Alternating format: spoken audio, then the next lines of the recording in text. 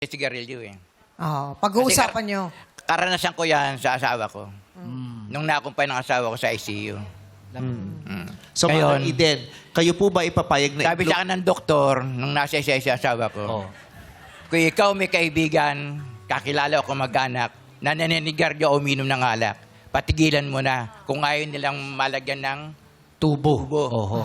Yun. So, Mother Eden, kayo po ba ay papayag na ma-impluensya nga? Kasi- Kasi hindi pa siya tapos eh. Hindi pa tapos. Sige po, tuloy niyo po, Kuya Eddie. Ano po yun, Kuya? Nakalimutan ko na. Yung lalagyan ng tubo, lalagyan ng tubo kamo nyo. Oh. Tapos ano pa Tapos sabi ano ng doktor sa inyo? Nakalimutan ko na nga. Kuya Eddie. Pero in fairness, kausap niya si Bong.